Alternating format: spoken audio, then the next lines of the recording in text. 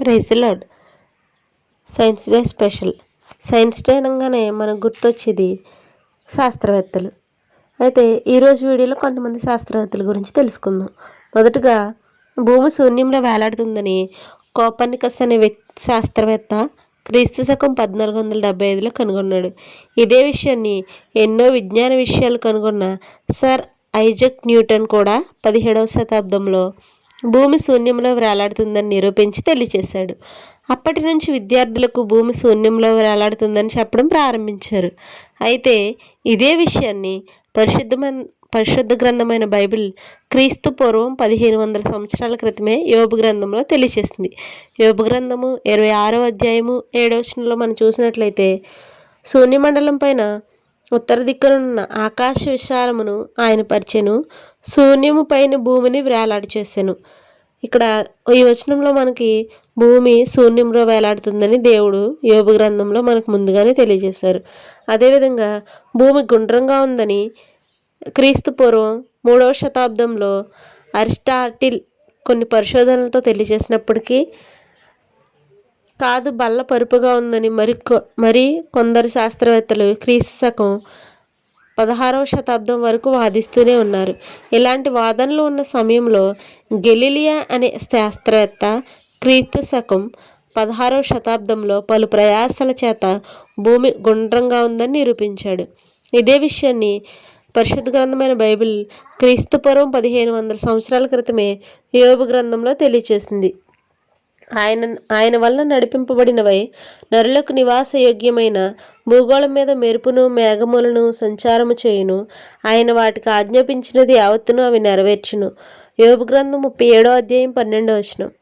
అలాగే యెషయా గ్రంథం 40వ అధ్యాయం 22వ వచనంలో ఆయన భూమండలం మీద ఆసీనుడై ఉన్నాడని మనం చూడగలం. ఇంక మూడో విషయానికి వస్తే, విలియం హర్వే అనే వ్యక్తి శాస్త్రవేత్త క్రీస్తు శకం 1628లో ప్రాణం రక్తంలో ఉన్నదని చెప్పాడు. క్రీస్తు పూర్వం 1400 శతాబ్దంలోనే ఈ విషయాన్ని దేవుడు మోషే ద్వారా తన గ్రంథంలో రాయించాడు. ఆదికాండము 9వ అధ్యాయము 4-5 వచనాల్లో మనం చూసినట్లయినా, అలాగే లేవియాకాండము 17వ అధ్యాయము 11వ వచనంలో చూసుకుంటే రక్తము దేహమునకు ప్రాణమని మనం చదవగలము.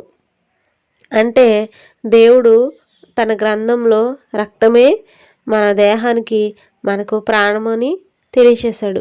ఇంకా నాలుగవదిగా మనం చూసినట్లయితే, టెలిస్కోప్ను కనిపెట్టక ముందు మరియు కనిపెట్టిన క్రీస్తు శకం 1600 తర్వాత కూడా చాలామంది నక్షత్రాలను లెక్క పెట్టడానికి ప్రయత్నించారు. ఎన్నో కోట్లు ఖర్చు పెట్టి ఎన్నో ప్రయత్నాలు చేసి చివరకు క్రీస్తు శకం 20వ శతాబ్దంలో నక్షత్రాలను లెక్కించలేమని విజ్ఞాన శాస్త్రవేత్తలు తెలియజేశారు. కానీ ఈ విషయాన్ని దేవుడు బైబిల్లో ఎప్పుడో రాయించారు. మనం చూసుకున్నట్లయితే ఆదికాండం 15వ అధ్యాయం 5వ వచనంలో, ఇర్మీయా గ్రంథం 33వ అధ్యాయం 22వ వచనంలో కూడా నక్షత్రాలను లెక్కించడం వీలు కాదని బైబిల్ క్రీస్తు పూర్వమే చెప్పింది.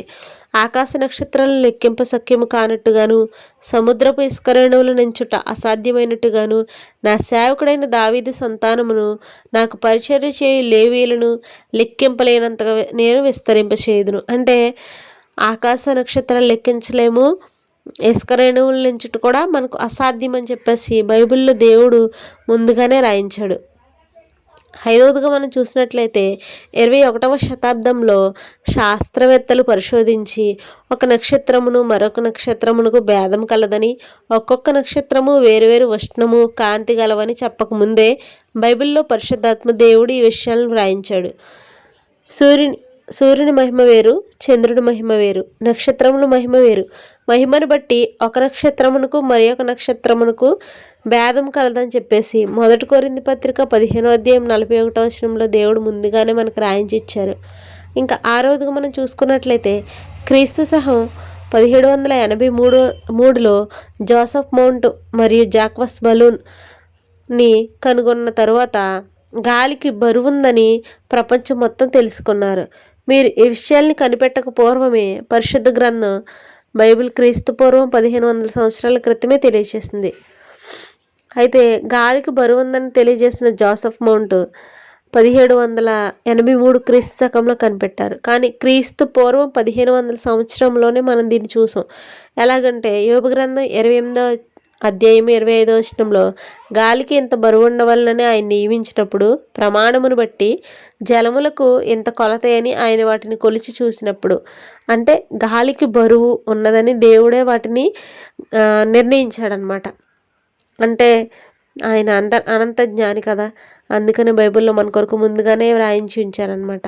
ఇంకా 7వదిగా మనం చూసుకున్నట్లయితే, సముద్ర జలములు సూర్యవేడిమి చేత ఆవిరిగా మారి మేఘములుగా మారి వర్షం కురిసి నదులు సముద్రాలు నిండుతున్నాయి అని, ఇది ఒక జలచక్రం అని క్రీస్తు శకం 17వ శతాబ్దంలో మన శాస్త్రవేత్తలు కనుగొన్నారు. ఈ విషయాన్ని బైబిల్ క్రీస్తు పూర్వమే తెలియజేస్తుంది. కీర్తనలు 135 7వ వచనంలో, ప్రసంగి గ్రంథము 1వ అధ్యాయం 7వ వచనంలో, ఇర్మియా గ్రంథం 10వ అధ్యాయం 13వ వచనంలో, యోబు గ్రంథం 36వ అధ్యాయము 28వ వచనంలో, నదులన్నీ కూడా సముద్రంలో పడును, అయితే సముద్రము నిండట్లేదు. నదులు ఎక్కడి నుంచి పారవస్తున్నాయో అవి అక్కడివే, అవి ఎప్పుడు మరలిపోవును. బూదిగంతముల నుండి ఆవిరి లావజేయవాడు ఆయనే, వాన కురిగినట్లు మెరుపులను పుట్టించేవాడు ఆయనే, తన నిధుల నుండి గాలిని ఆయన బయలు వెళ్ళజేయును. ఇలాంటి విషయాలు ఎన్నో బైబిల్లో ఉన్నాయండి. ఇవి కేవలం కొన్ని మాత్రమే. నేటి మానవులు అనేక పరికరాల ద్వారా, పరిశోధనల ద్వారా, టెక్నాలజీ ద్వారా విశ్వ సంబంధిత విషయాలను కనుగొంటున్నారు. కానీ బైబిల్ రాసిన వ్యక్తులు ఎలాంటి టెక్నాలజీ లేని సమయంలోనే చాలా విషయాలు మనకు నేర్పించారు. అంటే రాసినవి వేరు వేరు వ్యక్తులైనా అయినప్పటికీ వారి చేత రాయించింది మాత్రం దేవుడే. ఇలాగా శూన్యంలో సృష్టిని దేవుడు వేలాడదీశాడని, గాలికి బరువు ఉందని, నక్షత్రాల మధ్య భేదం కలదని మనకి తెలియజేసిన శాస్త్రవేత్తలు మనం చాలా గౌరవిస్తున్నాము. అలాగే ఇవన్నీ బైబిల్ నుంచి వచ్చినవేనండి. ఒక మత్తుమందు కనిపెట్టిన వ్యక్తి బైబిల్ నుంచి నేర్చుకున్నాడు.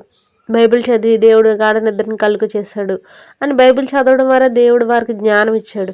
థామస్ అల్వా ఎడిసన్ బైబిల్ కనిపెట్టడానికి దేవుడు వెలుగును కలుగ చేశాడు. అంటే ఆయన బైబిల్ని చదివి ఆ వర్డ్ తీసుకుని నేను కూడా చీకటికి తీసివేసి వెలుగుతో నింపాలని చెప్పేసి ఆలోచన కలిగించాడు దేవుడు.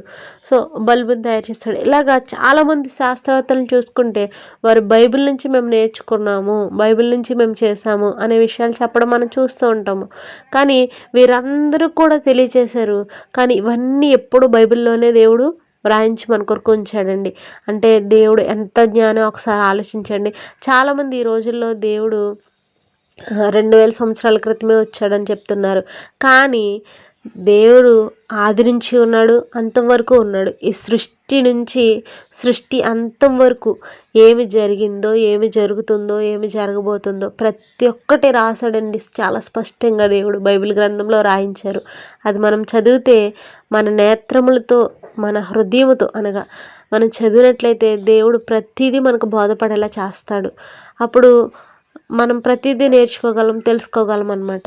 సో ఎంత గొప్ప శాస్త్రవేత్త, ఎంత గొప్ప అన్ని విషయాలు ఫ్యూచర్ని కూడా తెలియజెప్పే గొప్ప శాస్త్రవేత్త అండి దేవుడు. మరి ఇలాంటి దేవుడిని కలిగి ఉన్న వాళ్ళందరికీ మీకు ధన్యవాదాలు. కలిగి లేని వారు కూడా త్వరలో ఇటువంటి దేవుడిని తెలుసుకొని ఇటువంటి గొప్ప శాస్త్రవేత్తని తెలుసుకోవాలండి.